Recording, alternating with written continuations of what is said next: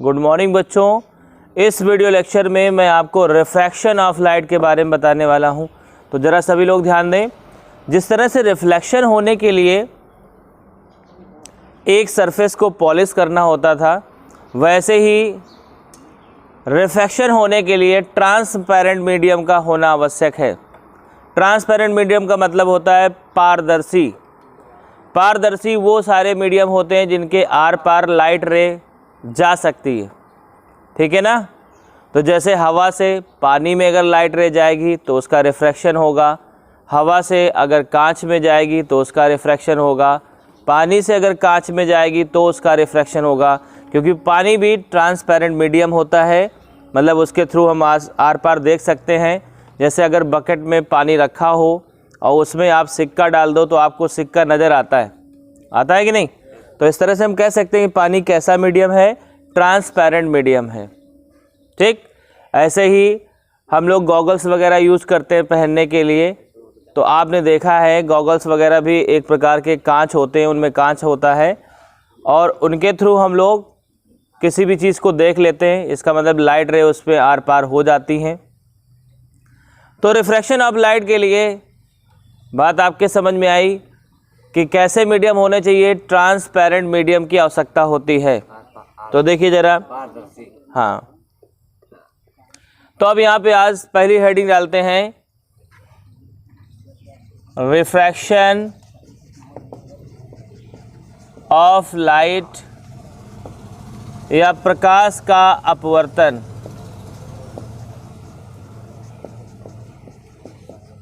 इसको बोलते हैं प्रकाश का अपवर्तन या रिफ्रैक्शन ऑफ लाइट। तो ध्यान से सुने।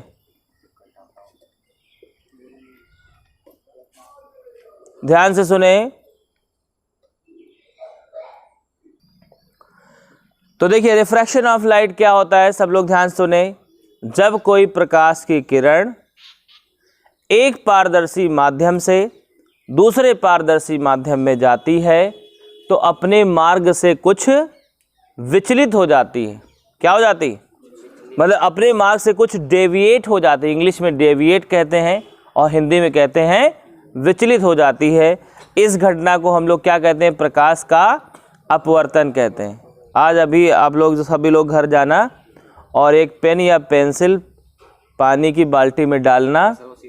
तो आप जब उसको डालोगे तो जब उसे देखोगे तो वो आपको पेंसिल तिरछी नज़र आएगी, सीधी नहीं नज़र आएगी। तो ऐसा इसलिए होता है प्रकाश के अपवर्तन के कारण, रिफ्रैक्शन ऑफ लाइट की वजह से। नहीं समझे? समझ में आई बात? दोबारा समझे। यदि कोई प्रकाश की किरण एक पारदर्शी माध्यम से दूसरे पारदर्शी माध्यम में जाती है तो अपने मार्ग से कुछ विचलित हो जाती है। इस घटना को प्रकाश का अपवर्तन कहते हैं। क्या कहते हैं? तो देखिए जरा, इसी को डिफिनेशन देंगे। When a ray of light, बहुत ध्यान समझे, when a ray of light passes through, देखिए क्या मतलब हुआ। जब एक लाइट रे passes through मतलब पास होती है किससे? Through a transparent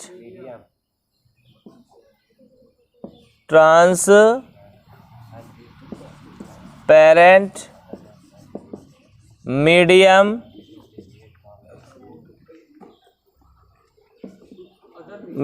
to another medium,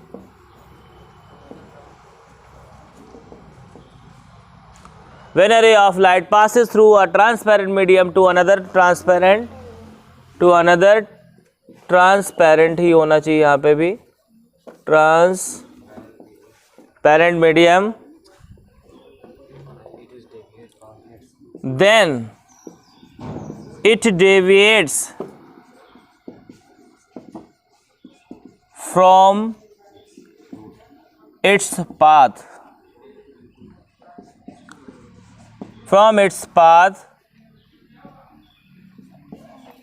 This incident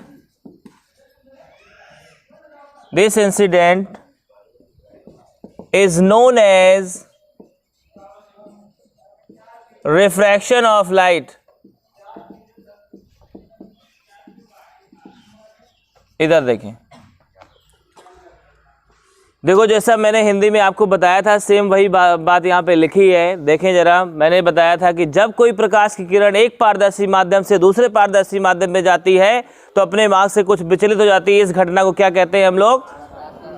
प्रकाश का अपवर्तन कहते हैं। तो इसी को इंग्लिश में मैंने लिखा दिया, देखो क्या लिखा है, when a ray of light passes through one transparent medium to another transparent medium then it deviates from its path, this event is known as, या this incident is known as refraction of light. मेरे ख्याल से आपको आ गया होगा। चलो आगे बढ़ते हैं। तो बेटा ध्यान दें सभी लोग, इसके लिए फिगर ध्यान दें। ये देखिए, ये आपने ऐसे फिगर बनाया और यहाँ पे थोड़ा सा डैश ऐसे ऐसे करके दिखा दिया कि मान लो यहाँ पे पानी भरा हुआ है। बहुत ध्यान समझो, या कांच इसको समझ लो।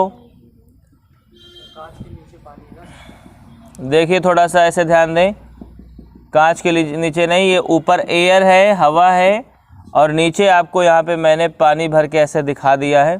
या कुछ भी ना दिखाओ, इससे फ़र्क नहीं पड़ता, आपको ये ध्यान देना है यहाँ ऊपर एयर है, नीचे वाटर है या ग्लास है। समझे? बोलो आ रहा है इतना समझ में? अब देखना ध्यान से सुनिए। तो एक लाइट रे ऐसे आई और इस पर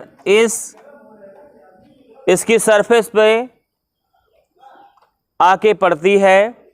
तो देखो क्या होता है, चूंकि एयर बताएं, अब देखिए इधर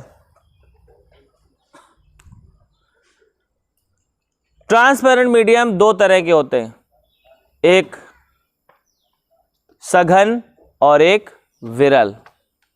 एक डेंसर मीडियम होता है, एक रेयरर मीडियम होता है। दो प्रकार के मीडियम होते हैं, डेंसर मीडियम और रेयरर मीडियम। बहुत ध्यान से समझना, ये बात आपको मैं बताने वाला हूं। सघन का मतलब हुआ जिसमें पार्टिकल्स पास हों। सघन ठोस, सॉलिड हो सकता है, लिक्विड भी हो सकता है। और रेयरर का मतलब हुआ जिसके पार्टिकल्स जो है वो दूर दूर हों। अब आप बताओ, एयर में चलना आसान है कि पानी में चलना आसान है?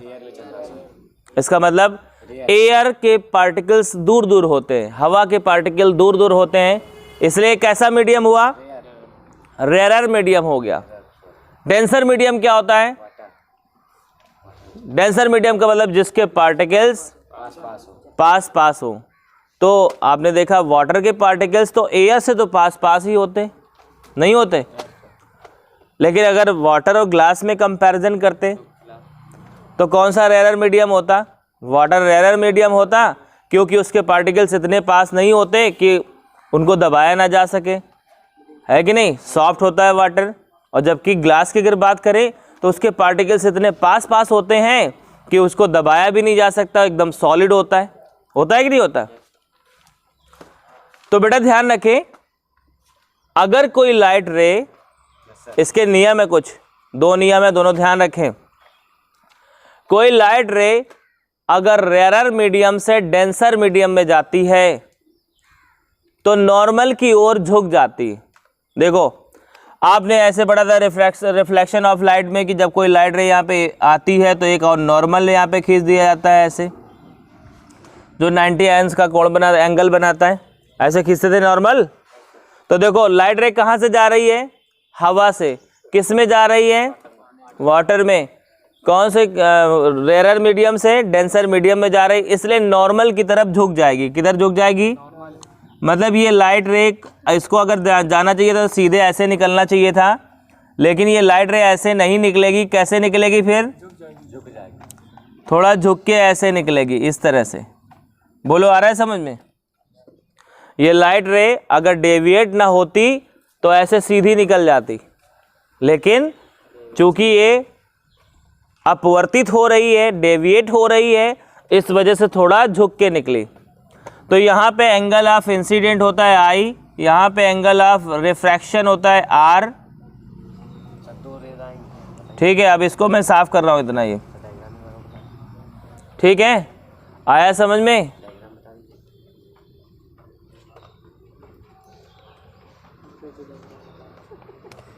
दूसरा समझे, अगर इसी में बेटा ध्यान दे जरा, अगर इसी में ऊपर मैं कहता ग्लास है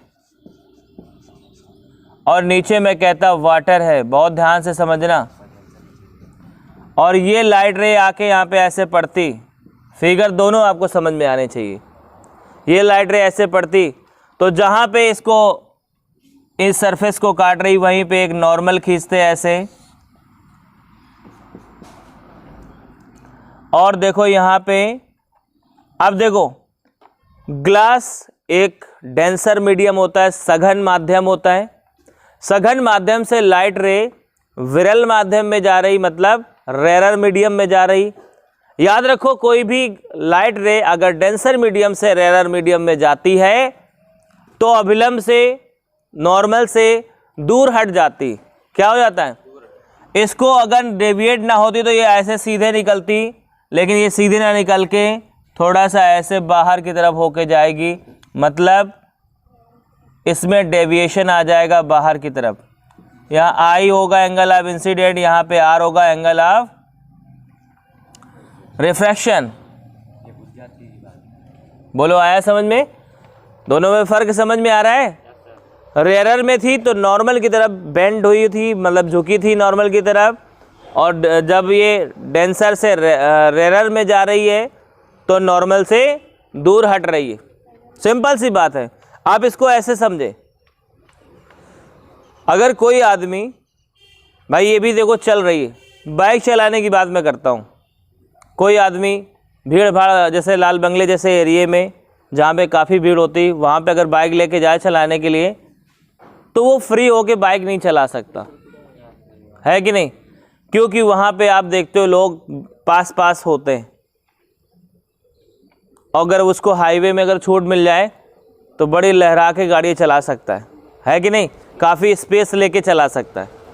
वही हाल इनके साथ होता है। लाइट रे जब डेंसर मीडियम में घुसती है रेयरर मीडियम से तो उसको अपनी गाड़ी को डाउन करना पड़ता है, अर्थात उसको नॉर्मल की तरफ झुक के चलना पड़ता है, ठीक है। लेकिन लाल बंगले से अगर मैं कह रहा हूँ बाहर आ जाओ हाईवे पे तो गाड़ी फिर से अपनी स्पीड पकड़ लेती है। ऐसा होता है कि नहीं होता? तो यही हाल लाइट रे के साथ होता है। अगर वो डेंसर मीडियम से रेयरर मीडियम में घुसती है, अर्थात घने एरिया से फ्री एरिया में घुस जाती है, तो वहाँ पे भी बहुत कायदे से चलती। कायदे का मतलब काफ़ी जगह घेर के चलती, नहीं समझे? तो कहने का मतलब ये नॉर्मल से दूर हट जाती, जैसा कि इस केस में हुआ है। ऊपर ग्लास था, नीचे वाटर था, और देखा आपने ग्लास एक सघन माध्यम होता है, लाइट रे विरल माध्यम में घुसी तो इसलिए नॉर्मल से दूर हट के निकल रही है। कोई समस्या इसमें? तो मेरे ख्याल से आपको ये बात समझ में आ गई होगी। तो अब आगे देखते हैं हम लोग law of refraction. Law of refraction मतलब अपवर्तन के नियम ध्यान दें जरा सभी बच्चे। अपवर्तन के नियम क्या होते हैं, अपवर्तन क्या होता है, समझने की कोशिश करते हैं। पहला नियम, जैसा कि आपने रिफ्लेक्शन में पहला नियम पढ़ा था कि इंसिडेंट रे, देखिए ये आपकी कौन सी रे है? इंसिडेंट रे, जिसको हम लोग क्या बोलते हैं? आपतित किरण, ठीक है। इसे क्या बोलते हैं? अभिलंब या नॉर्मल। इसको क्या बोलते हैं?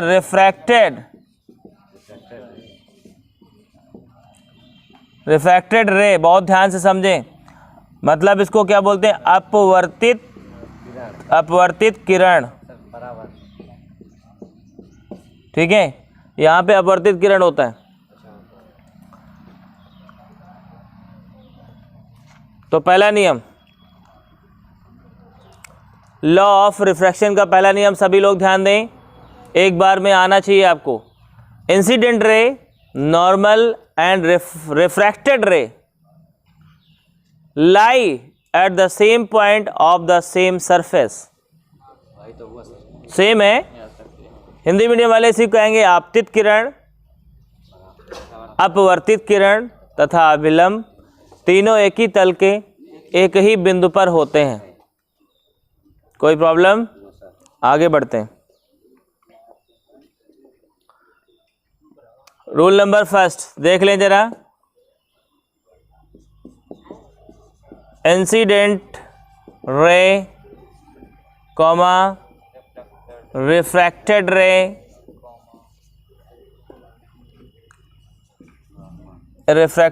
And normal lie at the same point of same surface, same point of same surface। ठीक बेटा, पहला पॉइंट समझ में आ गया। एक बार देख ले दोबारा। आपतित किरण, अपवर्तित किरण तथा अभिलंब तीनों एक ही तल के एक ही बिंदु पर होते हैं। उसी को मैंने ट्रांसलेट किया हुआ है। आगे देखते हैं। रूल नंबर सेकेंड, हिंदी में समझो। अगर मैं आपसे कहूं ज्या मतलब होता है साइन। ज्या मतलब क्या होता है? दूसरा नियम ध्यान से सुनिए। आपतन कोण की ज्या मतलब साइन आई। आपतन कोण की ज्या तथा अपवर्तन कोण की ज्या का अनुपात एक नियतांक होता है। इस सेकंड रूल होता है। नहीं समझे? दोबारा समझो। आपतन कोण की ज्या तथा अपवर्तन कोण की ज्या का अनुपात एक नियतांक होता है। नियतांक मतलब कांस्टेंट। एक नियतांक होता है। इसे स्नेल का नियम भी कहते हैं। इसे स्नेल का नियम भी कहते हैं। याद रखें बेटा। जिनको भी समस्या हो बच्चे वीडियो जरूर देखें। आप एक बार देखेंगे, इसको समझेंगे तो आपको तुरंत समझ में आ जाएगा। दोबारा रूल बताओ क्या है? आपतन कोण की ज्या तथा अपवर्तन कोण की ज्या का अनुपात एक नियतांक होता है। इसे स्नेल का नियम भी कहते हैं।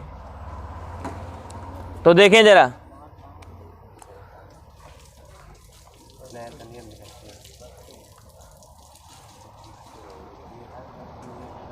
लिखेंगे the ratio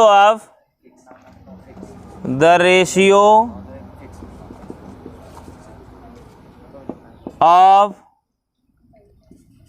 sign of incident angle या angle of incident. Sine of angle of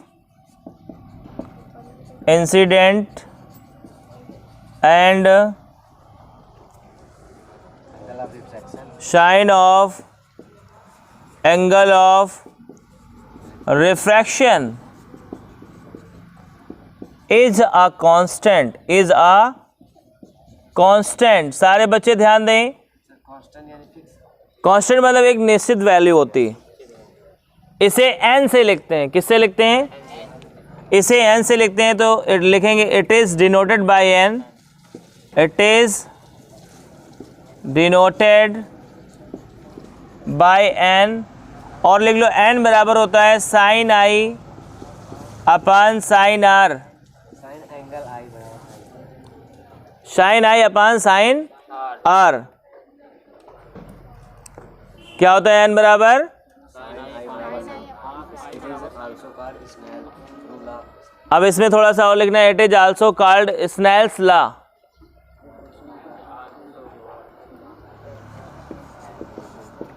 It is also called Snell's law।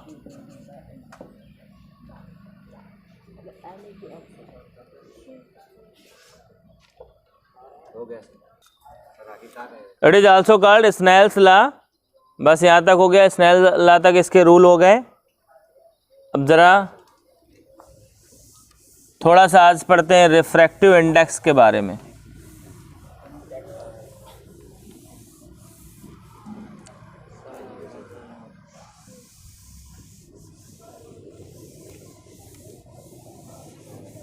ध्यान दें जरा सभी बच्चे। अगला टॉपिक है रिफ्रैक्टिव इंडेक्स।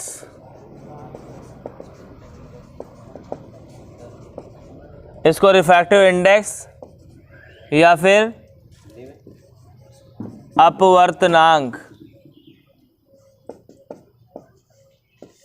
या इसी को निरपेक्ष अपवर्तनांक भी कहते हैं।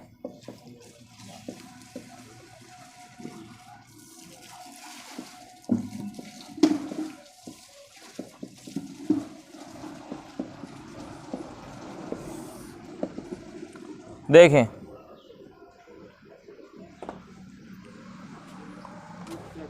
देखिए अपवर्तनांक में आपने अभी पढ़ा था n बराबर sine i upon sine r होता है ना। तो इसी से हम अपनी डिफिनीशन बनाएंगे, ध्यान दीजिए जरा।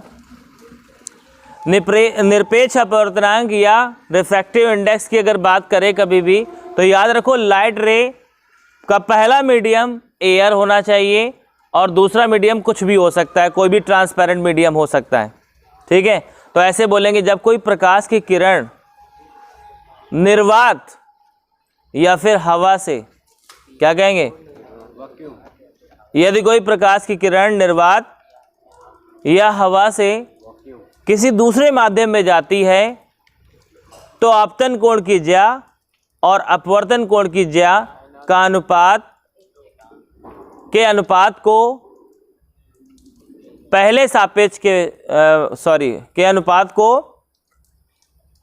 दूसरे माध्यम का निरपेक्ष अपवर्तनांक कहते हैं। क्या कहते हैं? निरपेक्ष अपवर्तनांक या रिफ्रैक्टिव इंडेक्स कहते हैं। दोबारा ध्यान से समझें, मतलब रिफ्रैक्टिव इंडेक्स या निरपेक्ष अपवर्तनांक के लिए जैसा कि मैंने आपसे बताया था कि यहाँ पे दो माध्यम होते हैं। पहले माध्यम से लाइट रे दूसरे माध्यम में जाती है, बताया था ना। तो याद रखो इसमें पहला माध्यम अगर निर्वात हो, वैक्यूम हो या फिर एयर हो, ठीक। पहला माध्यम क्या हो, वैक्यूम या एयर, और दूसरा माध्यम कोई भी हो। निर्वात का मतलब तो जहां हवा ना हो, ठीक है, हवा बिल्कुल निकाल दी जाए बिना हवा के, उसको निर्वात कहते हैं। तो या तो निर्वात होना चाहिए, वैक्यूम जिसको बोलते हैं, और या फिर हवा होना चाहिए पहला मीडियम, और लाइट रे दूसरे मीडियम में, किसी भी ट्रांसपेरेंट मीडियम में जाए तो ऐसी दशा में जो भी अपवर्तनांक बन, जो इनका रेशियो होता है साइन आई और साइन आर का, वो रेशियो क्या होता है, दूसरे माध्यम का निरपेक्ष अपवर्तनांक कहलाता है। क्या कहलाता है? रिफ्रैक्टिव इंडेक्स कहलाता है। तो देखो अब क्या, देखो यहां पे लिखेंगे, when a ray of light passes through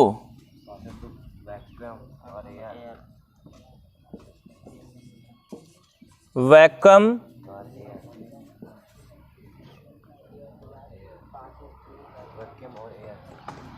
और air to another medium, another transparent medium,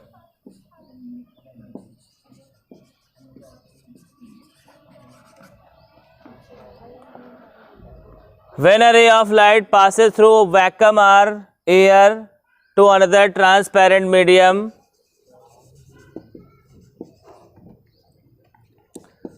then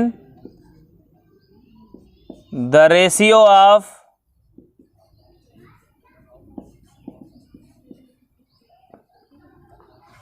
of sin I and sin R is known as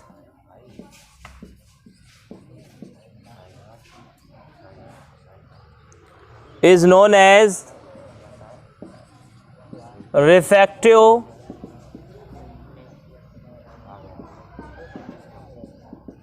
index of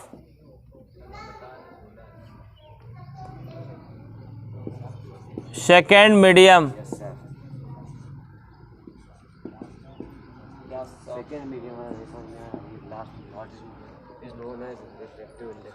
मतलब रिफ्रैक्टिव इंडेक्स जो होता है वो दूसरे मीडियम का होता है। पहला तो एयर कॉमन है ना सब में। तो देखो इधर मैंने बताया था जब कोई प्रकाश की किरण पासेस मतलब गुजरती किससे, थ्रू वैक्यूम और एयर, मतलब हवा या फिर निर्वात से, कहाँ पे गुजरती है? टू अनदर ट्रांसपेरेंट मीडियम, मतलब इससे दूसरे ट्रांसपेरेंट मीडियम में पास होती है। Then the ratio of sine i and sine r, तब साइन आई और साइन आर का जो रेशियो होता है, मतलब आपतन कोण की ज्या तथा अपवर्तन कोण की ज्या का जो रेशियो होता है, वो रिफ्रैक्टिव इंडेक्स कहलाता है। किसका? सेकंड मीडियम का। क्या कहलाता है? Refractive index of second medium.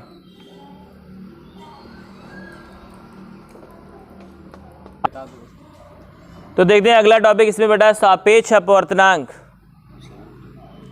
जिसको एब्सोल्यूट रिफ्रैक्टिव इंडेक्स कहते हैं। तो ध्यान दें, जब पहला मीडियम एयर या वैक्यूम ना होकर कोई अदर ट्रांसपेरेंट मीडियम होता है और लाइट रे उससे होकर के किसी दूसरे ट्रांसपेरेंट मीडियम में प्रवेश करती है, तो ऐसी दशा में साइन आई और साइन आर का जो अनुपात होता है वो पहले माध्यम के सापेक्ष दूसरे का अपवर्तनांक कहलाता है। क्या कहलाता है? पहले माध्यम के सापेक्ष दूसरे का अपवर्तनांक कहलाता है। एक बार दोबारा समझें, सापेक्ष अपवर्तनांक में क्या होगा कि लाइट रे एयर या वैक्यूम से नहीं जाएगी। पहला माध्यम आपका क्या होगा? एयर या वैक्यूम के अलावा कोई माध्यम। जैसे मैं आपसे कहता कि पानी से कांच में जा रही है लाइट रे, तो यहाँ पे जब पानी से कांच में जाएगी, बहुत ध्यान समझें, दोनों ही ट्रांसपेरेंट मीडियम है, पक्का लाइट रे जाएगी। तो पानी से जब कांच में जाएगी तो पानी देखो आपका पहला मीडियम हुआ और कांच आपका दूसरा मीडियम हुआ। तो ऐसी दशा में साइन आई और साइन आर का जो रेशियो आएगा वो पानी के सापेक्ष कांच का अपवर्तनांक आएगा। नहीं आया समझ में? पानी के सापेक्ष कांच का, मतलब जो माध्यम पहले होगा उसके सापेक्ष दूसरे वाले का अपवर्तनांक कहलाता है। नहीं आया समझ में? तो देखें, when a ray of light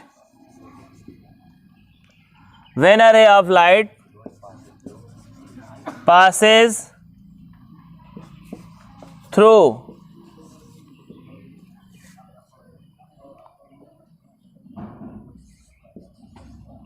one transparent medium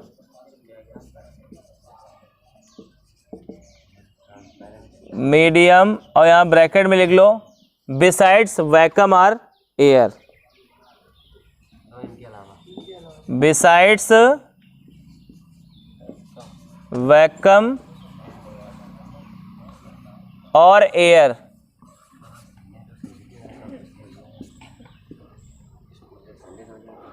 besides vacuum और air.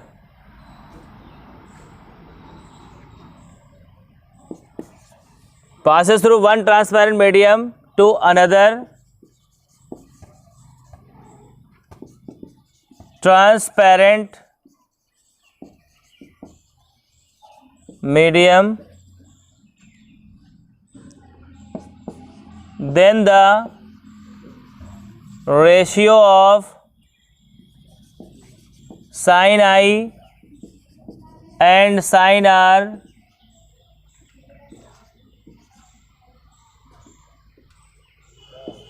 is known as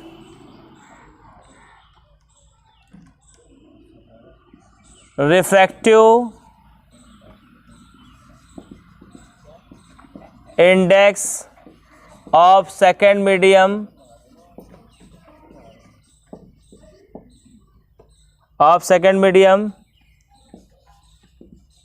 with respect to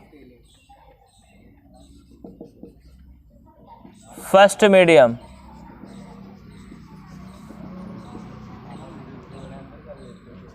देखिए, is known as refractive index of second medium with respect to first medium. With respect to का मतलब के सापेक्ष। पूरे अर्थ समझ लो, जब प्रकाश की किरण passes through passes through one transparent medium, एक ट्रांसपेरेंट मीडियम से, बिसाइड्स वैक्यूम आर एयर, मतलब वो ट्रांसपेरेंट मीडियम क्या होना चाहिए, वैक्यूम या एयर के अतिरिक्त होना चाहिए। टू अनदर ट्रांसपेरेंट मीडियम, दूसरे ट्रांसपेरेंट मीडियम में, तो तब क्या होता है, then the ratio of sine i and sine r is known as, तब साइन आई और साइन आर के रेशियो को क्या कहते हैं, refractive index of second medium, मतलब सेकंड मीडियम का अपवर्तनांक, किसके सापेक्ष, with respect to first medium, मतलब पहले मीडियम के सापेक्ष। तो बच्चों इस वीडियो लेक्चर में इतना ही। अब नेक्स्ट वीडियो में मैं आपको इसके बारे में थोड़ा और बताऊंगा और इसके न्यूमेरिकल्स बताऊंगा। तब तक के लिए bye bye, have a nice time.